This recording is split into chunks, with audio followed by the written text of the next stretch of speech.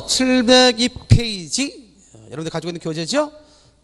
잡가, 물론 교재를 갖고 있지 않고 그냥 강의만 듣는 분들도 있을 겁니다만은 702페이지에 잡가와 관련돼서 이 잡가는 이제 우리가 섞일 잡자를 쓰게 되죠. 섞일 잡자. 자, 이렇게 해서 잡가라고 하는데 섞일 잡자니까 여러 형태가 섞여 있다. 그래서 대체로 시조나 가사나 민요 형태가 섞여 있는 것이 바로 이제 잡가다 볼 수 있죠. 이런 잡가는 조선 후기에 하층 계급에 의해서 결국 형성된 노래인데 이 역시 전문적인 소리꾼에 의해서 불려졌다. 보통 이제 전문적인 소리꾼에 의해서 불려진 것이 이제 이와 같은 그 잡가 또는 이제 판소리 있죠? 이런 잡가나 판소리는 전문적인 소리꾼에 의해 불려졌다. 또는 불교에서 부르는 그 개송이라는 노래, 불교에 있어서 부처의 찬양의 노래 있죠? 이런 것들도 역시 전문적인 소리꾼에 의해서 불려졌다. 다음 중 전문적인 소리꾼에 의해서 불려진 노래라 볼 수 없는 것은 1번 잡가, 2번 판소리, 3번 민요, 4번 개송 하면 다 같이 그렇죠? 일반적으로 민요가 되겠죠. 민요는 일반 대중들에 의해서 불려졌던 노래다라고 생각하면 되겠습니다. 자, 그러면서 대체적으로 이와 같은 잡가는 유흥적, 쾌락적, 교술적 성격의 노래였으며 대체적으로 형식은 사사조의 가사 형식이 아니라 파격이 심했다는 것도 기억해 둘 필요가 있습니다. 대체적으로 내용은 어떤 내용이었느냐? 남녀의 사랑, 자연의 완상과 풍요, 삶의 애환, 익살과 언어, 위, 그런 내용들이 중심이 되었으며 대체적으로 서민층이 향유했으며 상층 문화에 대한 모방적 심리에 의해서 한자나 한자성어가 많이 사용된 것도 하나의 중요한 특징으로 볼 수 있겠습니다. 자, 오늘날 그 전하고 있는 잡가는 어느 한 지역에 편중에서 발달한 게 아니라 아주 전국적으로 지역적으로 널리 퍼져 있었던 것이 잡가였다. 우리가 판소리와 관련돼서는 우리가 앞으로 좀 한번 더 뵐 기회가 있겠습니다만은 판소리가 호남 지방을 중심으로 했던 것에 비해 이 잡가는 전국적인 노래였다라고 생각하면 되겠습니다. 그래서 지역적으로 볼 때 경기 잡가랄지 또는 서도 잡가, 남도 잡가, 즉 서울 경기 지방을 중심으로 한 경기 잡가와 평안도, 황해도를 중심으로 한 서도 잡가, 전라도를 중심으로 한 남도 잡가 등이 있었다라고 하는 것도 아울러 기억해 두면 되겠습니다. 자, 특별히적으로 기억할 수 있는 내용으로서 이해될 수 있는 것이 이제 우리가 그 잡가로서 특히 경기 작가 가운데 가장 대표적인 작가로 볼 수 있는 12작가, 12작가 중에 대표인 것이 유상가가 있는데 유상가는 주로 서울 지역을 중심으로 경기 서울 지역을 중심으로 불려졌던 것으로서 대체적으로 기생들에 의해서 불려졌던 노래라고 알려져 있습니다. 그래서 산을 유람하며 봄 경치를 즐기는 내용. 그래서 우리가 앞서 가사 가운데 상춘곡이라고 해서 언급한 적이 있는데 이와 같이 상춘곡이나 유상가나 둘 다 봄의 경치와 관련됐다라고 하는 것을 이야기할 수 있겠습니다. 더불어서 우리가 기억할 수 있는 것 가운데 703페이지에 그래서 대체 잡가 가운데 유상가를 실어놓고 있는데 아까 얘기했던 것처럼 상층 문화를 모방하지 않았던 심리적 측면이 강해서 그런지 한자나 한자성어를 많이 사용하고 있다는 점, 그리고 이 잡가라는 것이 대체적으로 노래를 갖다 부르는 사람이 청중들을 결국 끌어들이는 그런 하나의 마당극 같은 그런 어떤 형태로서 노래 불려진다는 것을 알 수 있는데요. 특별히 그 보면 화란충성하고 만화방창이라 때 좋다 번임내야 산천경계 구경을 가세라고 듣는 청중을 끌어들이고 있다는 사실, 이것이 상당 부분 이런 잡가의 상투적인 표현이라는 사실을 좀 기억할 필요가 있겠고요. 더더구나 우리가 이 유산가에서 혹시 시험 문제 출제된다면 그 가운데 부분에 이런 대목이 나와요. 유상앵비는 편평금이요 화간 전문은 분분설이다. 이 부분이 시험 문제 출제될 적이 있고 또 앞으로도 될 가능성이 있지 않겠는가 봅니다. 유상앵비 버드나무 위에 나는 꾀꼬리는 편평금이요 금조각이요 화간 전문은 분분설이다. 꽃 속에 춤추는 나비는 분분이 내리는 눈과 같다. 그래서 가끔 시험 문제 뭐가 나올 수 있냐면 편평금과 분분설에 있어서의 원관념을 묻는 문제가 시험 문제 출제되기도 합니다. 편평금 분분설 관련돼서 원관념을 찾는 문제가 시험 문제에 출제되기도 한다는 점. 따라서 편편금은 여기서 꾀꼬리를 의미하는 것이고 분분설은 바로 나비를 갖다가 얘기한다는 사실. 이런 정도. 그래서 우리가 특히 잡가 가운데는 서울 우리 소위 앞서 얘기했던 경기 잡가의 12잡가가 있는데 12잡가 가운데 가장 대표인 것이 유산가인데 바로 유산가에 대한 것들이 과거에 교과서에 실려 있었고 그 부분이 시험 문제더러 출제될 수 있겠다라고 생각이 됩니다. 자, 그다음에 이제 우리가 기억할 수 있어야 되겠고요. 그런 것들이 시험 문제 출제될 수 있죠. 더더구나 704페이지 어휘와 관련돼서 한번 시험 문제 출제될 수 있는 내용 가운데 특별히 거기 중간 부분에 이런 대목이 나와요. 층암절병상의 폭포수는 콸콸콸 상당히 의성을 잘 활용하고 있죠. 특징. 그 다음에 수정름 들이온 듯 이골물이 수두룩 저골물이 설설설 열의 열골물이 한데 합수하여 천방저 지방저. 자, 천방지방 이거 여기서 나온 말이 천방지방이죠. 하늘로 솟고 땅으로 떨어지고 소쿠라저 소쿠라저의 뜻은 용수숨처.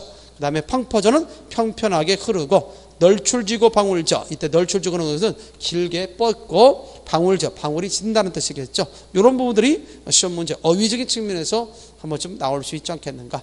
그 정도만 일단 기억을 좀 해둘 필요가 있습니다. 자, 유산가는 경기 잡가의 하나라는 것, 잡가는 어느 한 지역에 편중돼서 불려진 것이 아니라 널리 지역적으로 퍼져 있었다는 것. 그래서 그게 세 가지 유형이 있다는 것 정도만 상식적으로 알고 넘어가기 바랍니다. 대체적으로 첫 번째, 그렇죠. 경기 잡가, 남도 잡가, 서도 잡가가 있다는 거 기억해두기 바랍니다.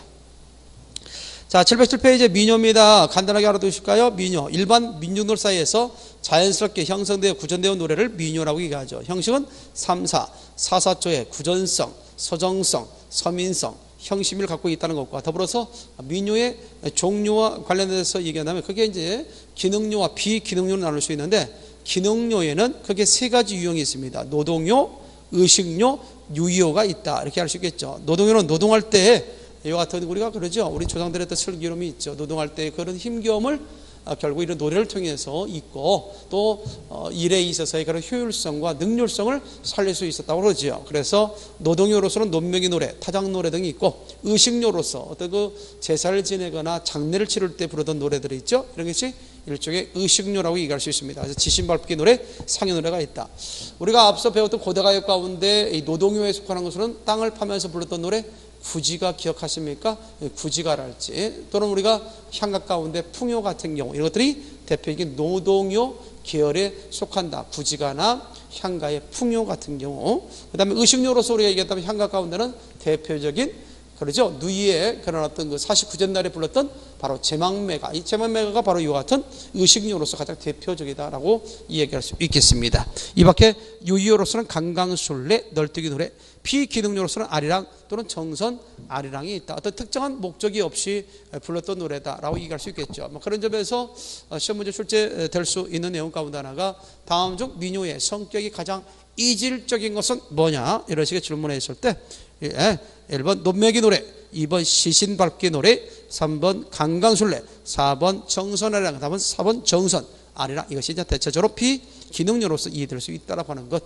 그런 정도만 가볍게 알고 가기 바랍니다.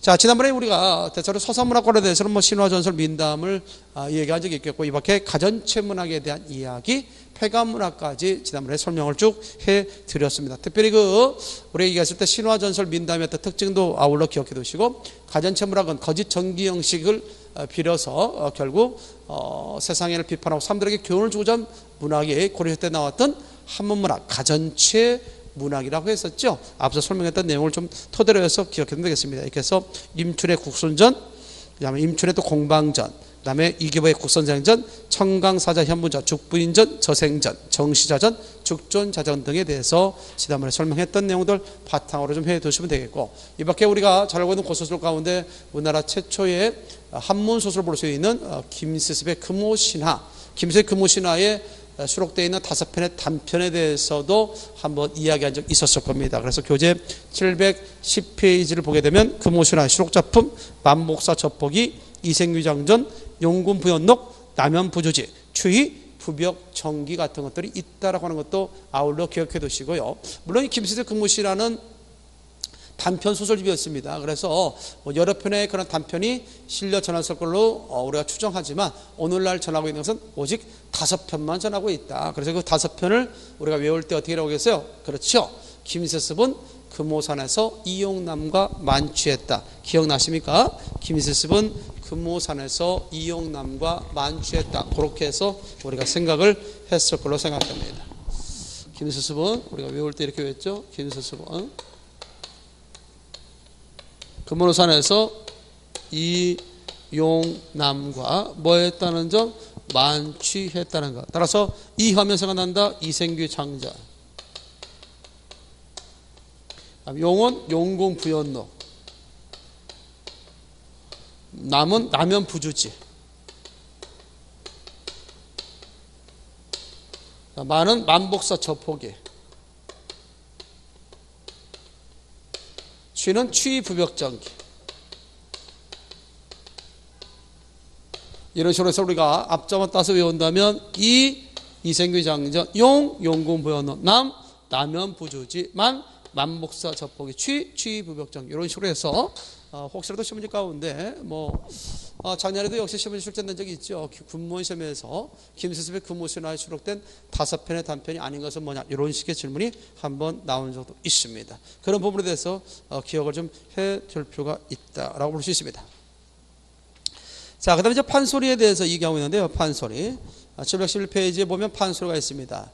자, 대체적으로 보면 판소리와 관련돼서는 서민의식을 반영하는 해학적 풍자적인 민중예술로 대체적으로 전문적인 소리꾼 광대의에서 대체적으로 연창하고 서민 중인 양반계층이 폭넓게 즐긴 대체적으로 대표적인 이 종합예술적 장르가 바로 판소리라고 알려져 있습니다.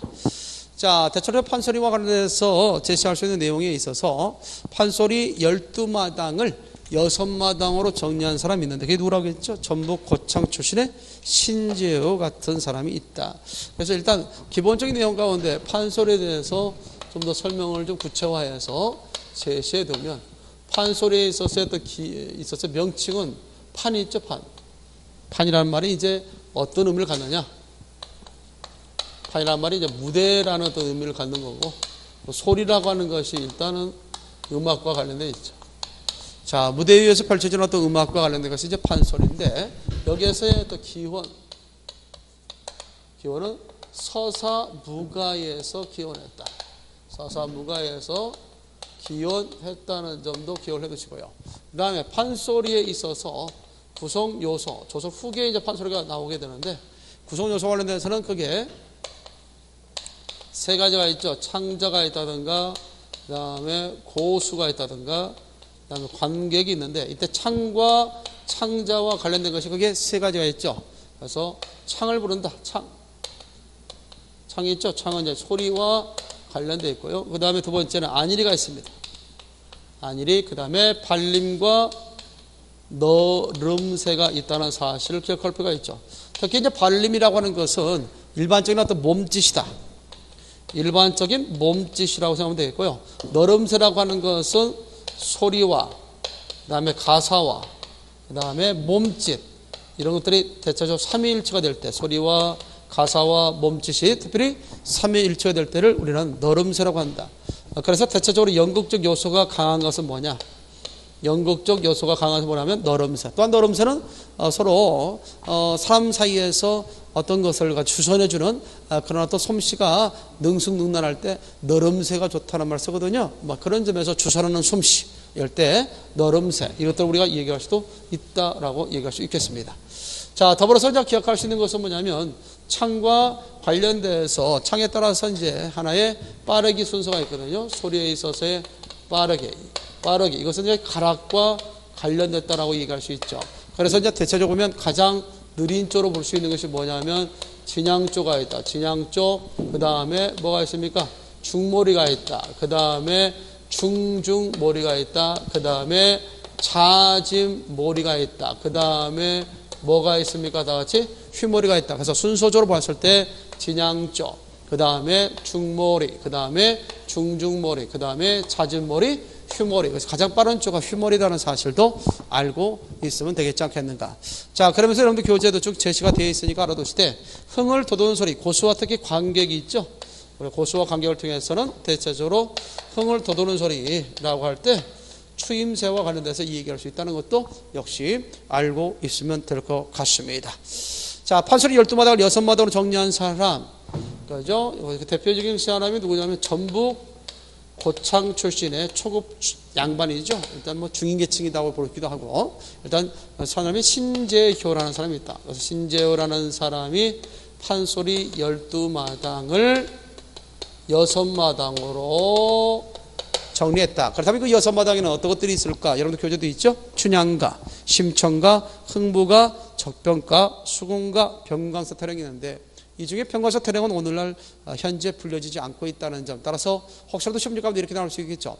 판소리에 대한 설명으로 잘못된 것은 뭐냐 했을 때 판소리 12마당을 6마당으로 정리한 사람 신재효고 현재 그 6마당에 다 불려지고 있다. OX, X 5마당만 불려지고 있다. 그때 병광서 타령은 불려지고 있지 않다라고 하는 것까지도 기억을 좀 해둘 수 있겠습니다. 자, 서울시에서 한번 언급이 됐는데 이와 더불어서 우리 하나 기억할 수 있다면, 자, 서울시에서 언급됐던 가운데 있죠. 대체적으로 우리가 뭐 동편제가 있다든가 뭐 서편제가 있다든가 판소리에 있어서의 그런 간악과 관련해서 동편제 또는 서편제가 있을 때 이것을 가름하는 강은 뭐냐? 강을 기점으로 해서 지역이 나눠지기도 하는데 대체적으로 여기서 우리가 기억할 수 있는 게 뭐냐면 그 강은 섬진강이다 라고 하는 것도 기억을 해야 됩니다. 섬진강 동편에 동편제, 섬진강 이쪽에 서편제 이렇게 나누기도 한다는 것도 알고 있으면 되겠고요. 또 하나 우리가 기억할 수 있는 것은 뭐냐면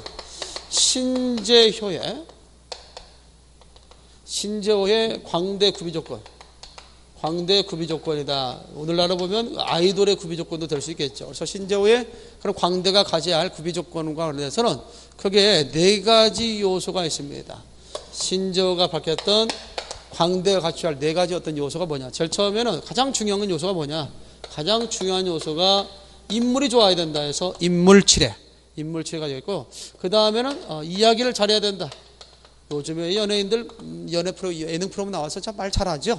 사설치레가 있어야 되고, 그러나 뭐니 해도 가수는 노래하는 사람 노래를 잘해야 되겠죠. 득음치레라고 얘기할 수 있겠고, 마지막에 이제 연기적 요소가 강화해야 된다 해서 너름색, 이런 것들이 바로 뭐냐면 대체적으로 신재효에 있어서 광대의 구비 조건이었다. 그래서 인물치레, 사설치레, 득음치레, 너름색 조건, 이 중에 가장 으뜸은 인물치레가 으뜸이었다라고 말하기도 합니다. 자, 이렇게 해서 이제 판소리 정도의 그런 이해는 좀 해두면 되지 않겠는가 이렇게 생각하고요. 그 다음에 교재 713페이지에 민속곡이 있습니다. 자, 이렇게 해서 우리가 민속곡에 있어서 일단 뭐 여러 가지 있을 수 있겠죠. 민속곡에 대한 이야기를 여기다 좀 해놓을까요? 좀 칠판을 지우고 잠시 살펴보도록 하겠습니다.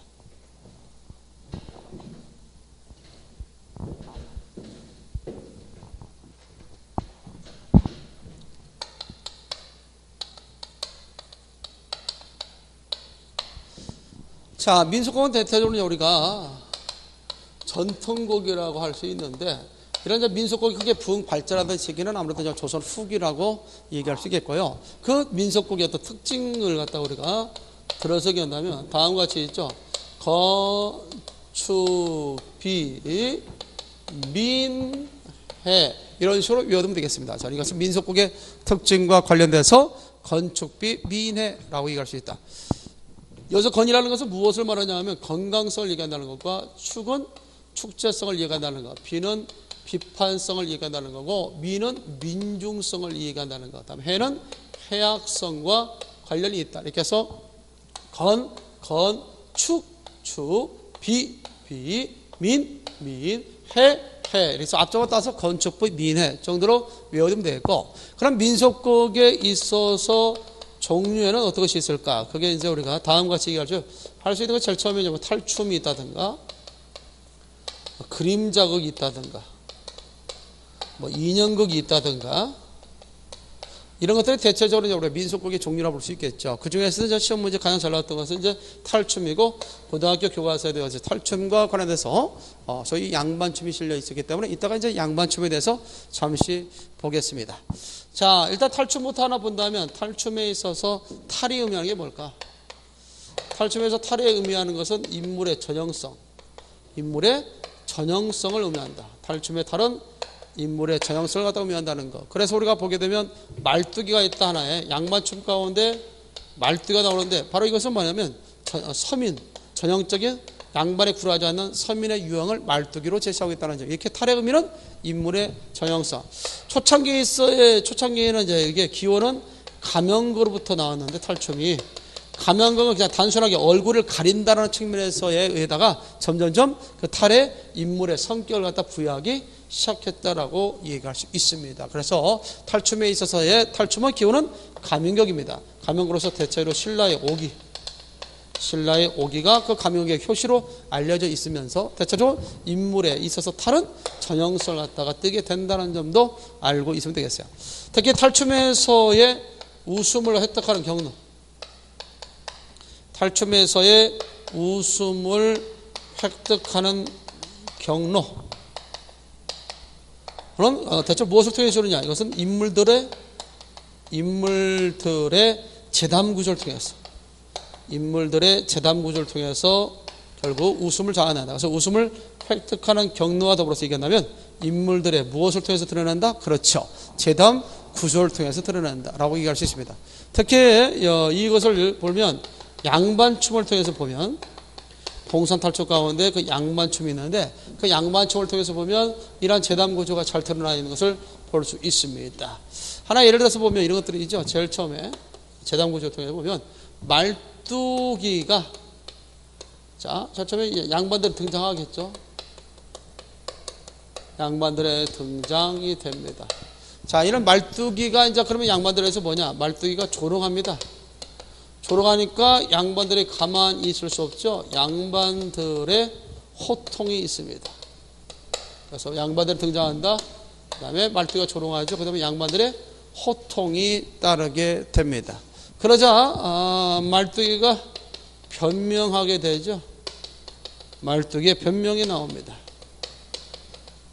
자, 그러자 양반들의 여기에 소가 넘어가게 됩니다. 양반들의 안심이 되는 거죠. 자, 일단 말뚝이가 조롱한다. 그래 양반이 호통한다. 그런데 말뚝이의 변명을 통해서 양반들이 안심을 하죠. 말뚝이가 변명한다는 것은 즉 화냈잖아요. 그러니까 병 주고 약 주기, 약 주기와 관련됐다. 어르고 때리기, 어르고 때리기, 때리고 어르기, 이런 것들이 이제 관련된 내용이라고 이야기할 수 있겠습니다. 이렇게 함으로써 대체적으로 이러한 탈춤 같은 경우는 상당히 해학성이 잘 드러나 있다고 볼 수 있죠. 이러한 구조가 반복됨으로써 결국 웃음을 자아내기도 하는데, 특히 처음에 양반들이 등장했으니까 두 번째부터 2과장부터는 양반들이 등장하지 않죠. 대체적으로 말뚝의 조롱이 그 다음부터 또 나오게 되는 거죠. 말뚝의 조롱. 자, 이런 다음에 말뚝의 조롱 다음에 또 뭐가 나오겠어요? 그렇죠. 양반들의 호통이 나오겠고, 그래서 이런 패턴이 계속 반복된다는 것을 볼 수가 있습니다. 그런 내용들을 중심으로 해서 이제 우리가 생각해보면 되겠고, 우리나라의 그런 탈춤의 주된 구성 방식은 뭐냐? 하나 쓴다면 주된 구성 방식은 각 과정별로 단위가 과장입니다. 단위가 과장이다. 그래서 1과장, 2과장 하는데 대체적으로 과정별로 독립성이 강하다. 그래서 우리나라의 탈춤의 구성 방식은 서양극에 비해서 우리나라 구성 옴니버스식 구성, 옴니버스식 구성. 여러 독립된 사건들이 나오면서 각 사건 속에 동일 인물이 등장하지 않는 것을 옴니버스라고 하죠. 여러 독립된 사건이 나오면서 각 사건 속에 동일한 인물이 관련하는 것을 우리 피카레스라고 한 적이 있죠. 그런데 우리나라의 전통극은 옴니버스 형태를 취하고 있고요. 서양극 같은 경우가 피카레스 형태를 취한다. 이런 정도 내용을 이해하고 있으면 될 것 같습니다. 자, 이렇게 해서 우리가 얘기할 수 있는 거고, 조선 후기 이제 근대로 오면서 상업주의의 발달로 인해서 상업도시를 중심으로 해서 상업 탈춤들이 많이 나오게 되죠. 중인계층을 중심으로 해서 상업 탈춤들이 많이 나오게 됩니다. 그래서 이제 우리가 봉산 탈춤이랄지, 양주 별산대 노래랄지, 동네 들놀이랄지 이런 것들이 나오게 된 것들은 대체적으로 주인계층을 중심으로 상업주의 발달로 이러한 상업성의 목적을 통해서 많이 형성됐다는 사실을 좀 기억할 필요가 있습니다. 자, 특별히 이런 교재 714페이지 보니까 거기에 예, 거기에 714페이지에 보게 되니까 말뚝이가 있고 그다음 뭐가 있다 같이 취바리가 있죠. 취바리 관련돼서 보면 상인으로 경제적 능력을 갖춘 신흥 중상층 계급이다라고 되어 있죠. 그래서 취바리 같은 경우는 전형적인 상업인을 가리킨다면 말뚝이는 대체적으로 양반에 굴하지 않는 전형적인 서민, 그래서 소위 방자형 인물이다라고 얘기하게 됩니다. 자, 그렇다면 중요 대목 한번 잠깐 살펴보고 갈까요?